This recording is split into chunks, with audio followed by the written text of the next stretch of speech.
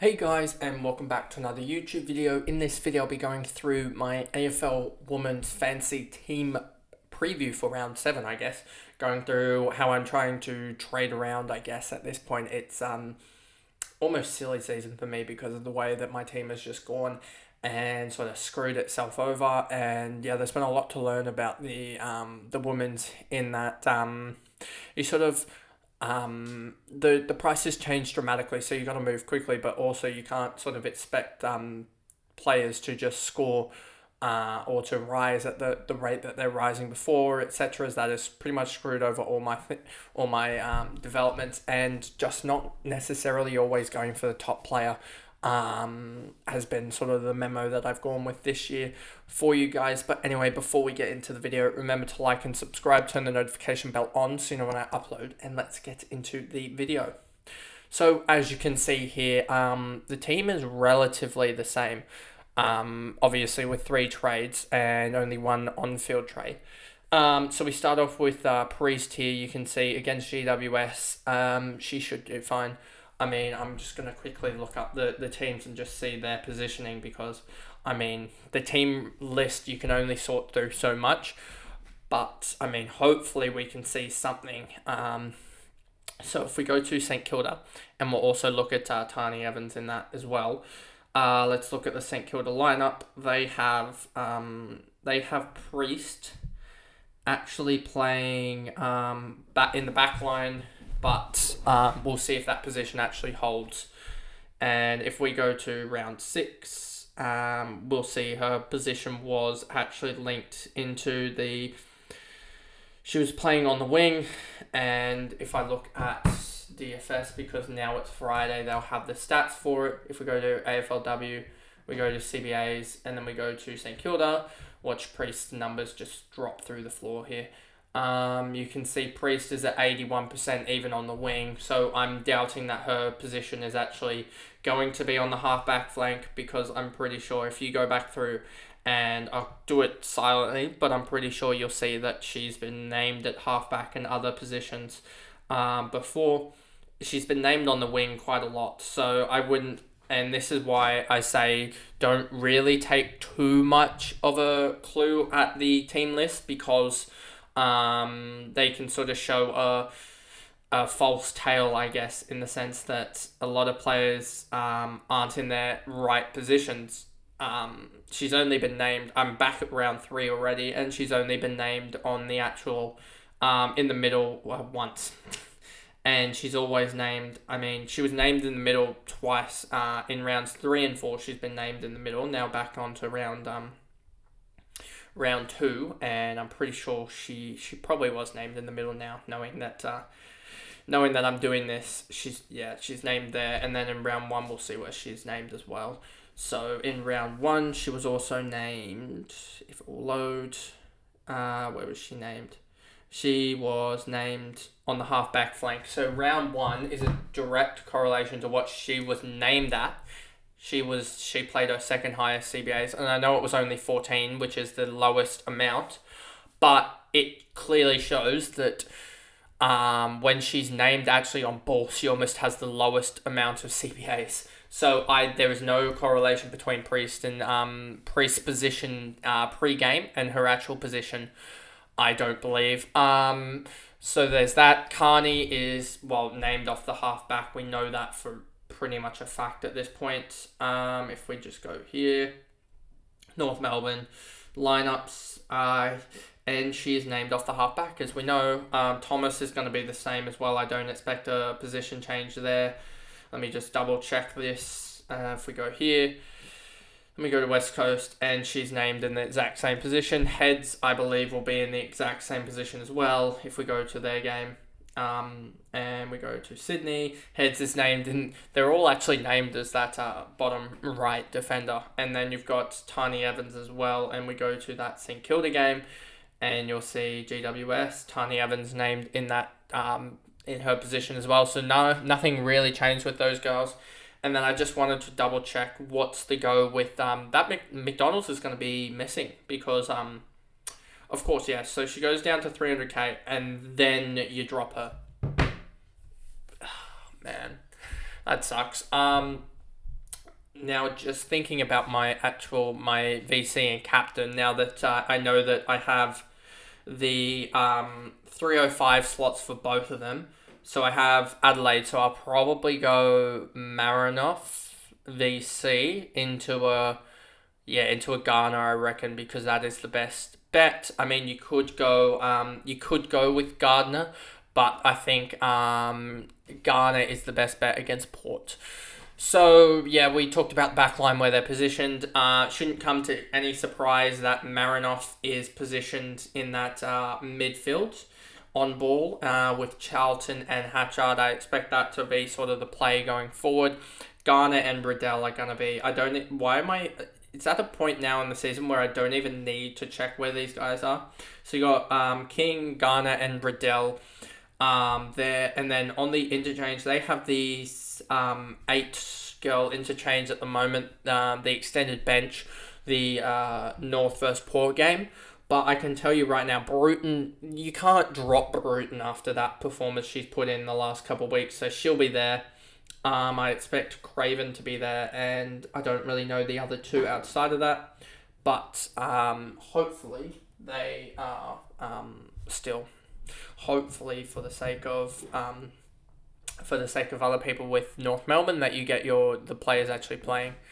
So that's pretty much that top line, and obviously McCarthy isn't playing, so that will be a loophole. That I'll probably have to, it's at least, I can activate it tonight because of Marinoff there actually now. So if Marinoff plays well, then I'll just put McCarthy in tonight and put the captaincy on her and get that sorted, because I'm out on Saturday. So it would be hard to do that on the actual Saturday. So Parker, and you've got also you've got also Whitford. If we go to the Gold Coast game just to check Whitford, and Whitford's going to be playing in that, she's playing in the centre, so she's fine. And Parker will be named on board, you'd have to believe, with the game against St Kilda.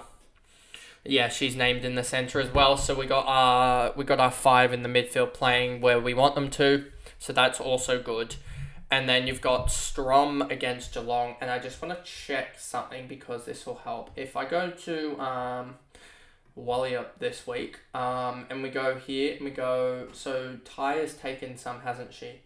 She's taken like 3 hit-outs a game, so that's not really viable. Anyone else here? Kaufman, Runnels, any other hit-outs? Maybe it's no. I don't know if there's any. Let's just check Ruckman. And then we go to, let's check Freo. They're playing at 305, so this wouldn't be a... so they've got no Ruckman at the moment, actually. No Ruckman playing, so outside of Strom, which is a good start. And then you got Ty, as we said, Kaufman. East, I don't think is taking any either. Hyde, I don't think is taking any. If we go to round points, actually. Seath played. Did she take any? No. Ty took some. So I don't... And I should probably just do it... You know what? I'll just do it this way. Because I'm trying to find if Strom is the only Ruckman for Freo, as that will help out. And it looks like you got Roxy as well. And if we go over here, we go...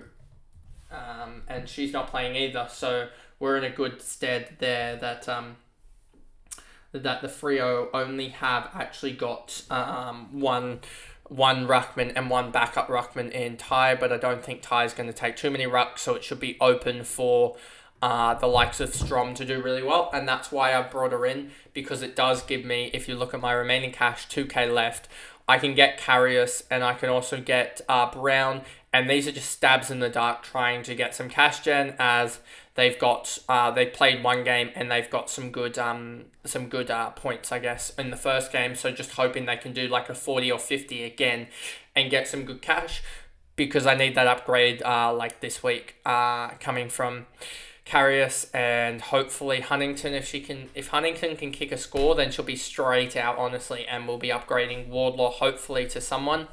But we'll see what happens there, as I may have to sort of do something weird with Tani Evans down to someone like a 600k, and also use Carius's money and then use Wardlaw up to, I don't even know, someone like 900k odd. But we'll see with that. So yeah, Strom is coming in against Geelong. A tough lineup, a tough team to come up against, but I believe she's the best ruckman to go in, because you've got Good there at 990k, which would have probably been a good matchup. But I want Strom because I get that extra 48k, and I think Strom could also do really well on the ground with those. If she can get those 7 to 8 tackles in, as her only real bad game came because she didn't get her tackle numbers up well enough. If she can get that sort of, and she came up against some decent ruck combos, so if she can do that, then she'll be in good stead. Then you have, and I just want to check, what's Carius's 12 hitouts against West Coast Eagles and 30% time on ground. And if I just look at the I've gone to this game like 4 times now. If I go to the GWS game, you've got Carius in ruck, actually. Where is there's no mention of the likes of Davies. That's an odd one. So this one could actually be the play here. So scrap what I said in the trade targets. Rennie Karras is the rookie play this week, getting 354k for a starting ruckman, who played 30% time on ground for 12 points. Discredit the goal. She's not going to do that as a starting ruckman, because this is up as a full pinch hit forward ruckman. That's 36 in 30% time on ground. And just look at those numbers. That is, yeah, she's gonna absolutely stormwalk this week. So I'm really, really happy to be getting Carius in. And she potentially could be, if Fleur Davies isn't in next week, if I actually look at I'm going to look it up now and try and figure out what's wrong with Fleur Davies, whether she's just been dropped or whatnot, as that could be crucial. So if she's got an injury for the rest of the year, then I'm certainly going to be looking at that and thinking that she is that Carius is going to ruck for the rest of the year, and could I potentially do something dumb and get rid of Waitfer, save 300k, get 2 ruckmen that are basement rookies, and then upgrade someone else here, and then still keep like Everest or something, or keep Hoare or something, and upgrade there. So I just want to see. Let's see. I don't see any. Oh, Fleur Davies misses through suspension. Figures. So that's only going to be for 1 week. So scrap that plan. But it's still a good 1 week cash grab, because this could be anywhere from 50k gain to 150k, and 150k gained and bring it back down to a 300k ruck could get Wardlaw up to anyone. So I'm really looking at that thinking, can Carius pull something out of the bag here and get that cash gen that I need? Gardner, Roberts, Single, Malloy, Wardlaw. I just want to check Wardlaw's positioning, as she's the only real crucial one out of the lot left. I've somehow extended this video, and I'm going back to this bloody St Kilda versus GWS matchup every single time that I click off it, and then I immediately have to go back onto it. So we got Wardlaw is on the bench at the moment, named on the bench. And then if we go to round 6, because that'll showcase where she was, I guess, last week. If we go to team lineup, St Kilda, she was named on field, so I don't think it makes too much difference, to be honest with you, whether she's named on the bench or on field. She just starts on the bench and she'll be slow going. And then if we go to the Western Bulldogs game, she started on the field, so I'm not too worried about her being named on the bench rather than on field, to be honest with you. Just looking at all their previous matchups and just seeing that she is named at that half forward spot rather than the bench, so maybe a little bit less, but it's GWS. She could dominate in terms of just kicking 3 or 4 goals and getting a good score there, so not really too worried. And then the last matchup I do want to just check is that confirmation that, like always, Single is trying to tag I'm guessing probably Ali Anderson she'll try and tag if she's named in the middle, which she is named. She's actually named up forward. But I just want to check in round 6 if that is the case, that she was named up forward and then just went on ball. If we check the Gold Coast tag, yeah, she's always named. She's always been named at half forward, right? So if I go to the AFLW stats and then we go to CBAs, you're gonna see, if I go to Gold Coast, Lucy Single is named like 70%. Yeah, you can see she's their actual top percentage. She was named at half forward, yet played 100% of the CBAs. That's like impossible to do unless they are fibbing with their positioning, because she had to start the first CBA out of position. So yeah, Single play named at half forward, not worried about that at all. Roberts, Gardner, Malloy, Wardlaw, yeah, we talked about them. Huntington, I believe, is just named on the interchange. Again, going back to that same body game between GWS and St Kilda. If we go to the lineups and we go to GWS, you'll see Huntington's actually named on field, and that half forward spot. So yeah, hopefully she does well. And then just checking, what is the positioning of Brown? I'm guessing she'll be on the bench, to be honest with you. Nope, she's named at that middle halfback sort of spot. And she isn't the tallest player, I don't think. So she's not a key position player. So I think she'll be doing well. And if we look at last week, she was named in that exact same position. So I'm not too worried about that. So hopefully Karius, the rookie of the round, Karius, can go and carry this side to a decent score. But if not, then hopefully I can find some cash in out of somewhere. But anyway, that is pretty much the video there. And I'll see you guys on probably Sunday, I'm guessing. Saturday I probably won't post as I'll be out early.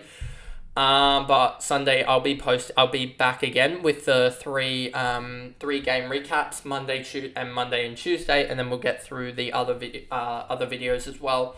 And hopefully in the near future, when uni clears up, because it's going to be busy till the end of the month, then you'll see some other stuff on the channel. I have it all set up. It's all working. I just need to find a time to actually record and be able to know that I want to, I guess, get the editing done for those videos done. But anyway, that's the video, and I'll see you guys in the game recaps on Sunday. Bye, guys.